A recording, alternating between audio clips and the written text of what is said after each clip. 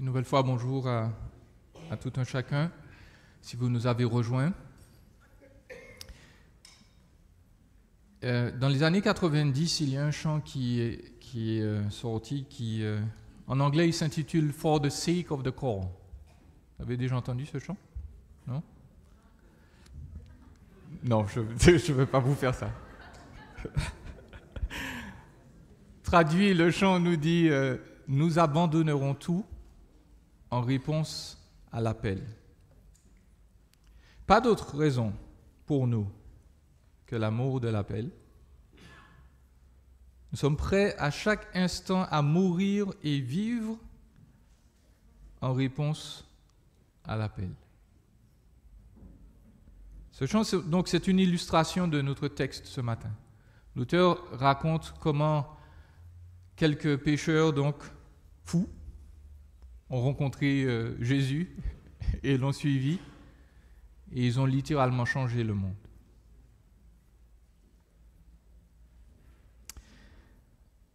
Est-ce que Jésus nous appelle? Je vais vous dire oui, c'est sûr. Est-ce que cet appel est vrai pour nous? Est-ce que nous sommes prêts à tout abandonner comme ils l'ont fait pour le suivre?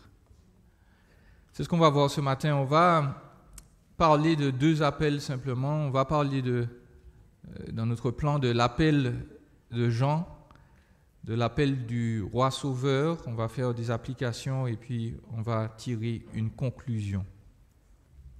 C'est ça notre plan de ce matin. Concernant l'appel de Jean, il y a deux choses qu'il nous faut noter à son sujet. C'est un appel fort et puis c'est un appel qui est focalisé sur l'essentiel. Premièrement, l'appel de Jean est fort. Avant que Jésus commence à appeler, Jean, son cousin, appelle aussi les hommes. Et l'Écriture nous précise au début de notre passage que Jean a été arrêté, après que Jean eut été livré. Pour rappel, Jean a été arrêté parce que dans l'esprit d'Élie, le prophète, il dénonçait les péchés du peuple et les péchés du pouvoir en place.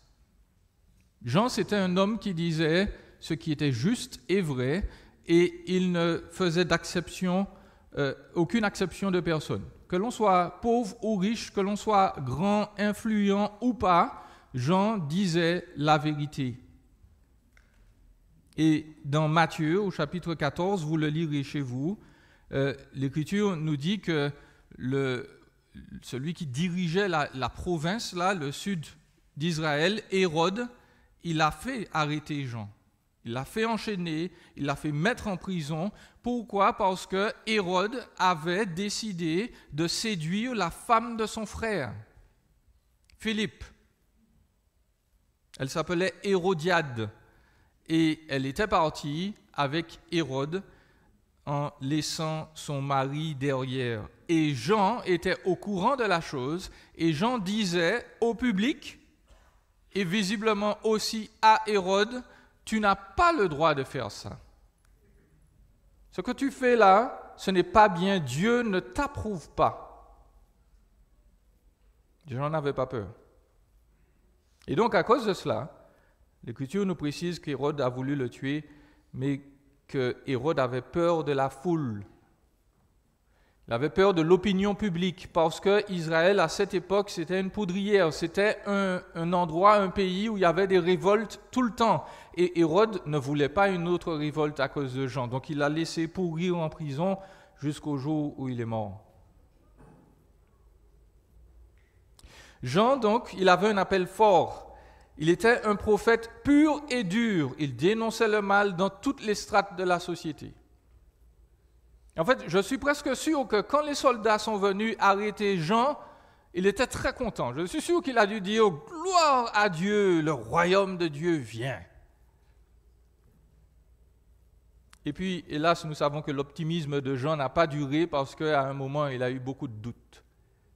Il était fort, il était pur et dur, mais à un moment, tout comme Élie dans l'Ancien Testament, il s'est posé des questions. Et c'est là que Jésus le ramène à l'essentiel.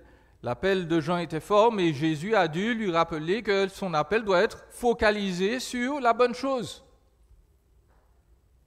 Jean, il était dans le sud d'Israël, dans un territoire où il était proche des instances du pouvoir, où les Juifs étaient en majorité. Jésus, il est dans le nord d'Israël, il ne s'est pas associé directement à son cousin. Il parle aussi de la beauté du royaume de Dieu. Il dénonce les leaders religieux, politiques, oui, mais il ne le fait pas comme Jean, il ne le fait pas de manière frontale. Jean, il est pur et dur, Jésus est pur et doux. Il enseigne aux foules, il fait des miracles. Jésus, au tout départ de son ministère, ce n'est pas un cogneur. Il ne vient pas tout exploser.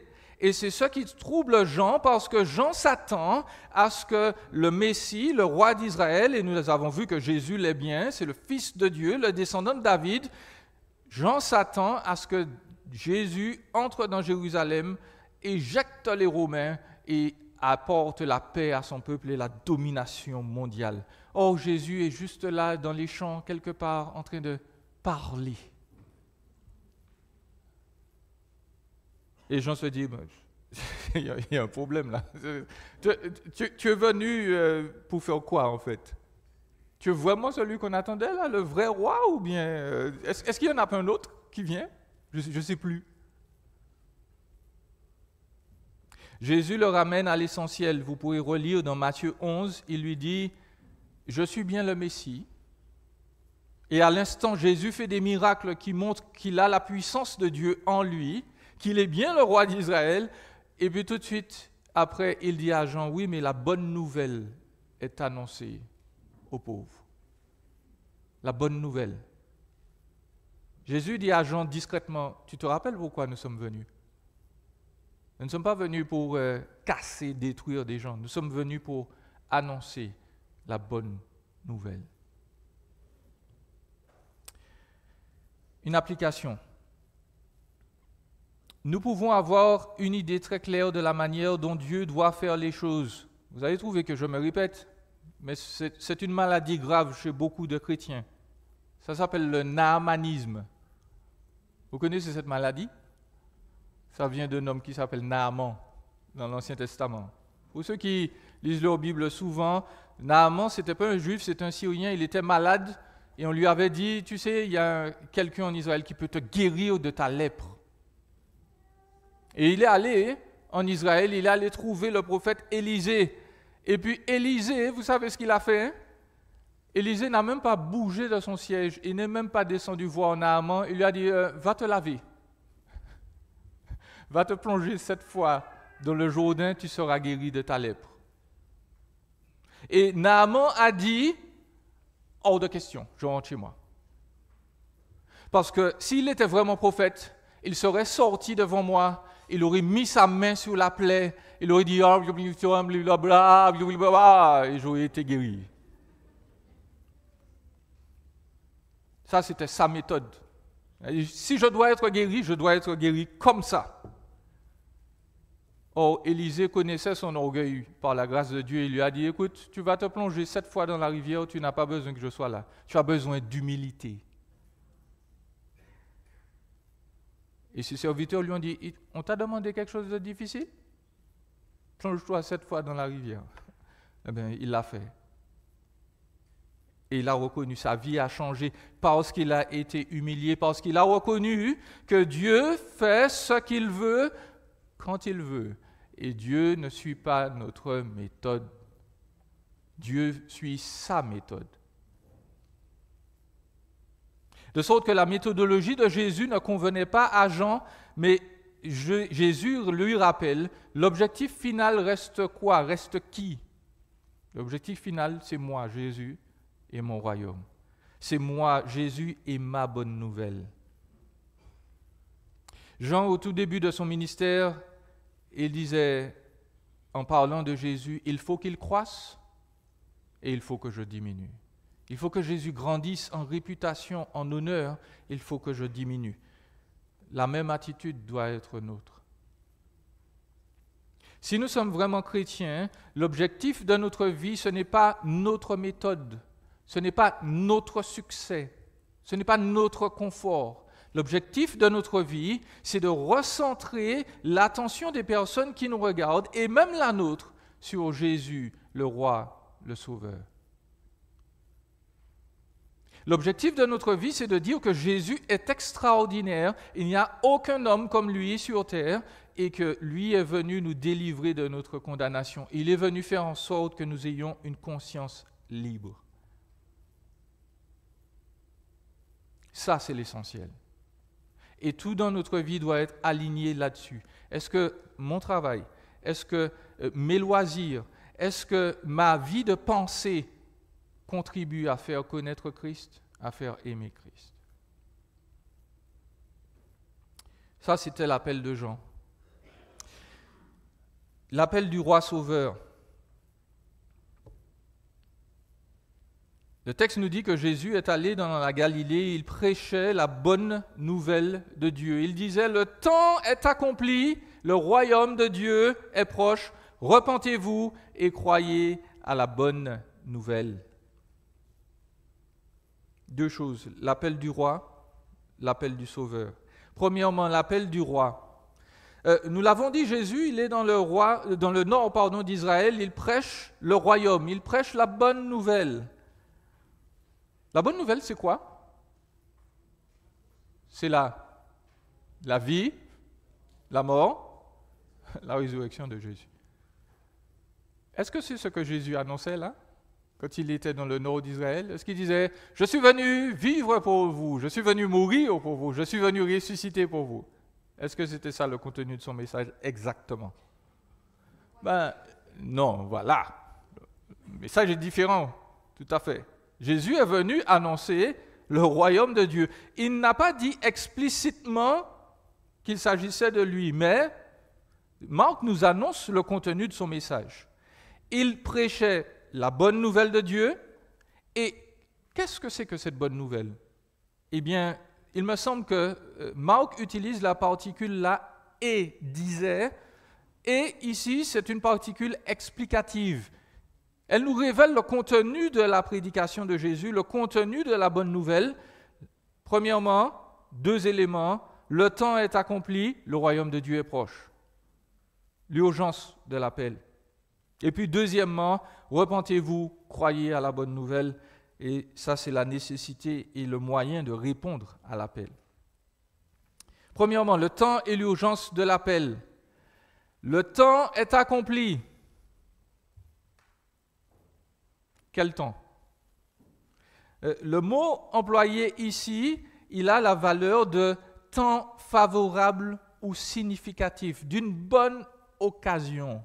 C'est le temps d'accomplissement de toutes les promesses de l'Ancienne Alliance en la personne de Jésus. Le temps qu'ont prédit les prophètes, c'est maintenant, c'est du temps de Jésus. Il s'accomplit parfaitement.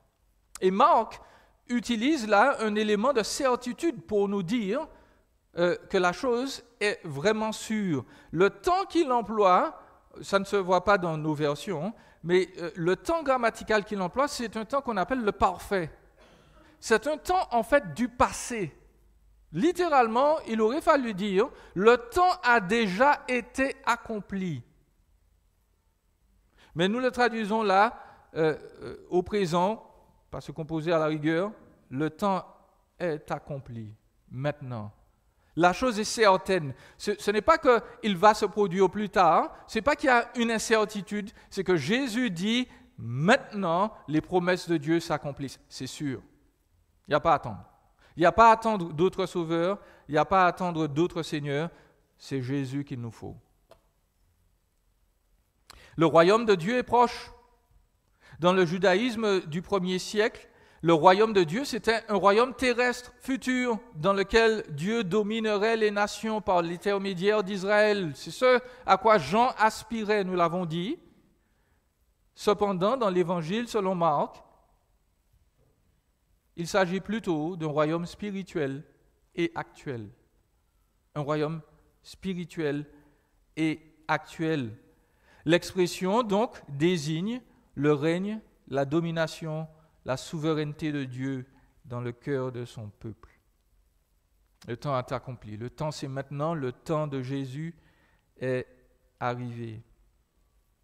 Deuxièmement, la nécessité et les moyens de répondre à l'appel. Jésus nous dit « Repentez-vous et croyez ». Certains d'entre vous ont vécu dans le catholicisme et je suis sûr, quand vous étiez petit, vous aviez la nécessité d'aller à confesse. On dit ça au Québec? Aller à confesse. Alors vous rappelez peut-être de l'événement, combien dans certains cas c'est très humiliant d'entrer dans cette petite boîte et puis de se retrouver à dire des choses très intimes sur soi à quelqu'un qui est caché là. Et puis on attend cette phrase ultime ou ces phrases ultimes, eh bien tu vas me faire un ou deux ou trois ou quatre, je vous salue Marie, tu vas réciter le Notre Père 11 fois. Et puis surtout, tu es absous au nom du Père, du Fils et du Saint-Esprit. La pratique est intéressante parce que forcément, il y a un soulagement temporaire à dire qu'on a mal fait. Quand on dit à quelqu'un ce qu'on a mal accompli ou ce qu'on n'a pas fait alors qu'on devait le faire, cela soulage. On ventile, on fait sortir ce qui n'est pas bon. Et puis surtout, quand on entend, ben voilà, écoute, tu es absous, tu es pardonné, on peut se sentir un tout petit peu plus soulagé. Sauf que ce n'est pas la repentance. La repentance inclut la confession, mais la confession n'est pas une repentance. Parce que la repentance dans l'Écriture consiste à changer sa manière de vivre en résultat d'un changement complet de pensée, d'attitude vis-à-vis du péché, de nos transgressions et de la justice. Je répète, la repentance, c'est changer sa manière de vivre parce que nos pensées et notre attitude changent vis-à-vis du péché et de sa justice. La repentance implique le regret d'avoir offensé Dieu, d'avoir offensé d'autres. La repentance, ce n'est pas simplement le regret de s'être fait prendre. Comme quelqu'un nous a vus, donc on sait qu'on a mal fait, donc on dit « Ah ouais, je n'aurais pas dû faire ça. Hein. » Ce n'est pas ça la repentance. La repentance implique que notre mentalité a complètement changé par rapport au mal. Nous sommes un nouvel individu qui pense différemment, qui parle différemment, qui agit différemment. La repentance implique non seulement de confesser nos fautes, mais en plus de formuler les plans qui vont nous aider à changer et de s'efforcer de les mettre en action. Quand on se repent devant Dieu, on dit « Seigneur, j'ai mal fait, voilà ce que je vais faire pour corriger ce que j'ai mal fait. » Et puis on met toute sa volonté derrière pour mettre le plan en action. La repentance implique donc plusieurs éléments de compréhension. La repentance implique que nous sommes des créatures de Dieu. Nous avons compris que Dieu est notre créateur, qu'il a fait toutes choses bonnes au départ. La repentance inclut que nous sommes des créatures rebelles envers Dieu. Nous avons compris que si Dieu a tout bien fait, eh bien nous nous sommes rebellés contre lui et que nous récoltons les conséquences de notre rébellion et celles de nos premiers parents. Et puis la repentance inclut le fait que Dieu le Fils est venu payer pour nos rébellions. Et si nous le croyons, nous devenons fils et filles de Dieu. Le seul moyen d'être pardonné de nos fautes, de nous sentir vraiment bien, et non pas de manière temporaire, mais éternellement, c'est de croire que Jésus est le seul qui puisse effacer les conséquences de nos fautes sur la croix. Et nous de demander, est-ce que vous vous êtes repentis?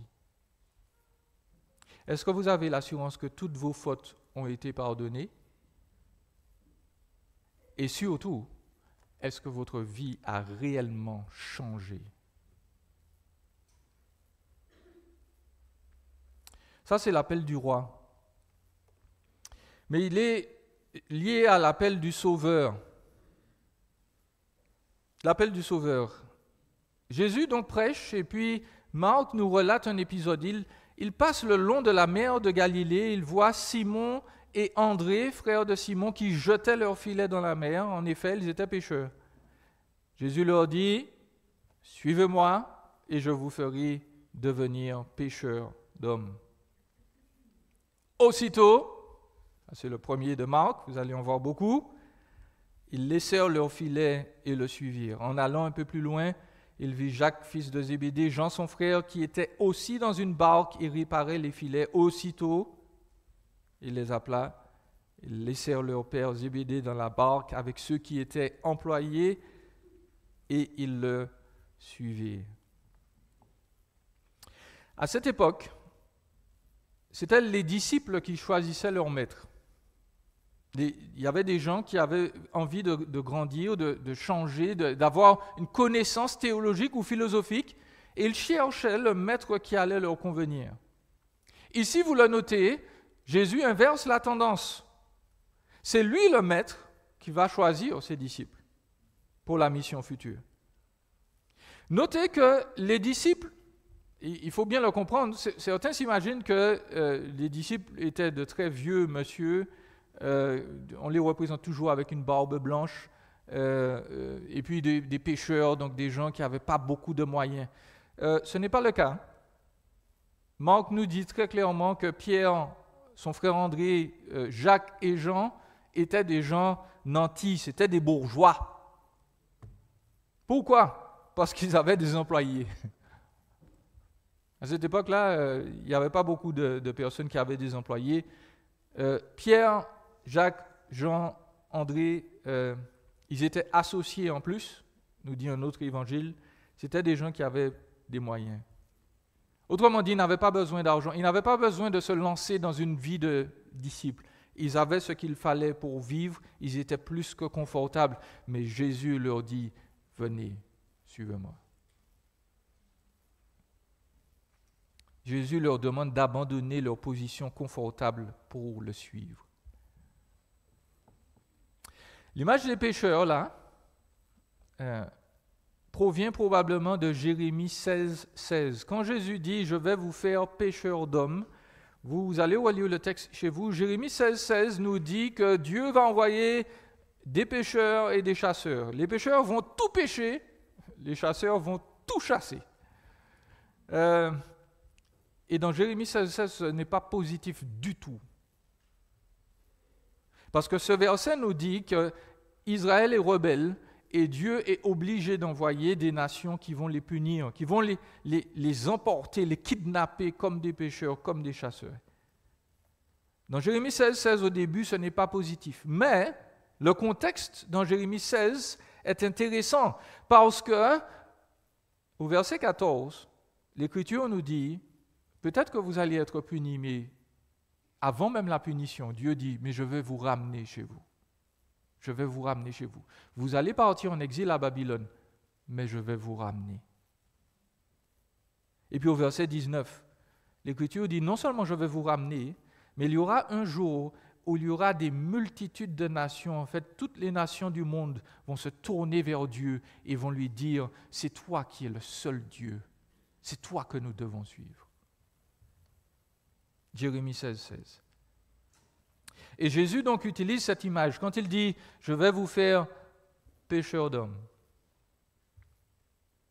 Il dit « Je vais faire connaître le salut aux nations par des gens comme vous.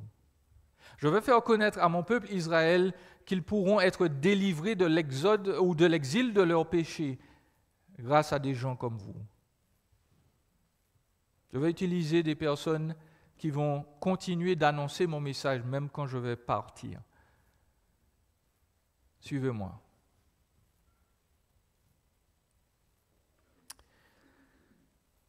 En application. Nous ne sommes pas appelés à être apôtres, c'est une évidence.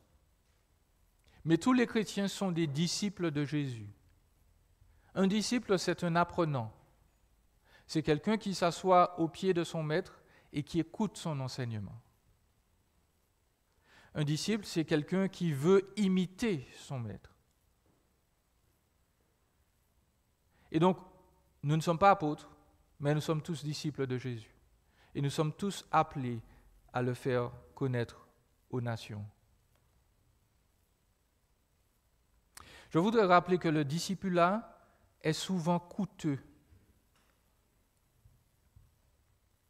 Jésus indique qu'il a la priorité sur notre famille, sur notre épouse, sur notre époux, sur nos enfants, sur nos amis, sur notre travail, sur nos loisirs, sur tout dans notre vie. Jésus est avant tout.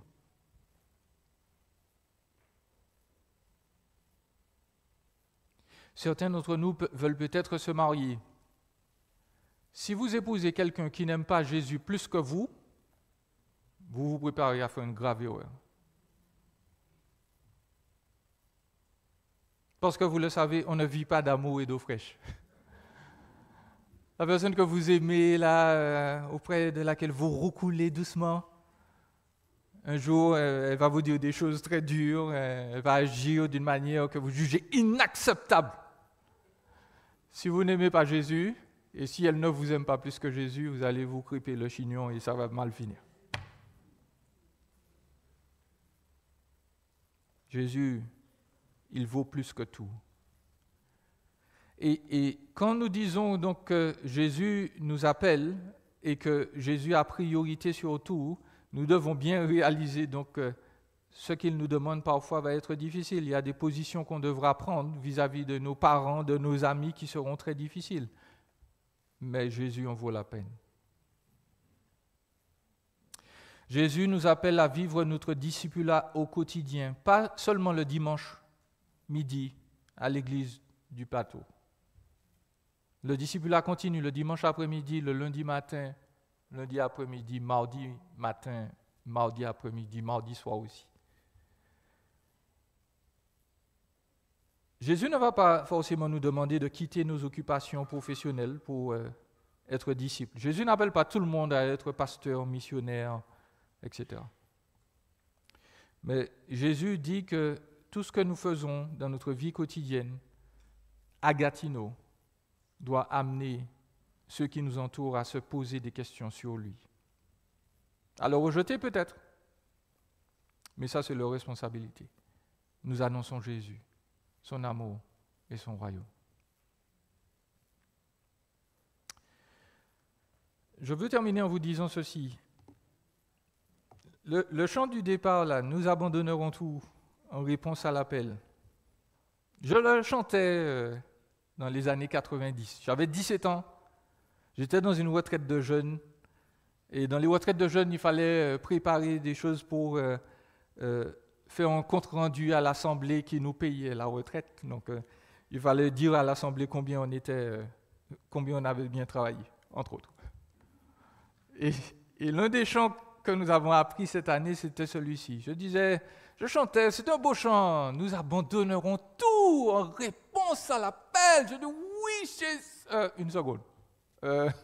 Mais non, moi je ne veux pas tout abandonner, moi. Ce chant-là, il m'a bloqué. Parce que j'avais déjà à cet âge pris conscience que Dieu m'appelait probablement au ministère. Et j'avais déjà dit à Dieu, gentiment mais fermement, non. Okay, ça va pas se produire. Je ne vais pas être pasteur, je ne vais pas être missionnaire, je ne vais pas me retrouver derrière la chair, ça ne m'intéresse pas. Sauf que là, je suis en train de chanter « Nous abandonnerons tout en réponse à l'appel ». Je dis, bon, Jean-Élie, c'est soit tu es un hypocrite, soit tu fais vraiment ce que Dieu te demande de faire. Pour vous dire franchement, je continue à faire l'hypocrite. Je dis, oui, je suis prêt à tout abandonner, mais non, je continue mon petit parcours. Mes parents ont dû me payer l'université dans une île à côté, donc ils ont dépensé un tas d'argent. Et puis pendant que je suis là, j'ai ouvert ma Bible et Dieu me dit en gros, mais qu'est-ce que tu fais là? Je ne t'ai pas envoyé étudier la biologie, je t'ai envoyé étudier la théologie. Qu'est-ce que tu fais là? Pendant 3 mois, mes amis, 3 mois, je tombais à chaque fois sur des versets de ce type. Jésus appelle, il faut suivre. Jésus appelle, il faut suivre. Et puis après 3 mois, j'ai dû abandonner. J'ai dû dire, ok, Seigneur, je pense que tu m'appelles.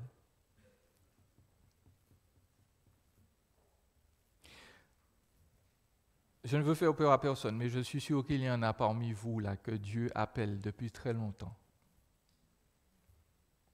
Et depuis très longtemps, comme moi, vous lui dites, plus tard, je n'ai pas fait telle chose. Jean-Michel nous l'a dit tout à l'heure, je n'ai pas encore assez vécu, je n'ai pas encore assez expérimenté de... Dieu est patient. Il a patienté avec moi pendant 3 ans. Et puis, le problème, c'est que Jésus gagne toujours. Donc si Jésus vous appelle, soit il vous appelle à vous repentir, à changer de vie, dites-lui oui maintenant. Ça fait moins de dégâts plus tard. Vous avez moins de choses à confesser, moins de choses à réparer. Si vous êtes dans l'église là depuis longtemps et Dieu vous appelle et que vous lui dites « Oui, mais j'ai pas le temps.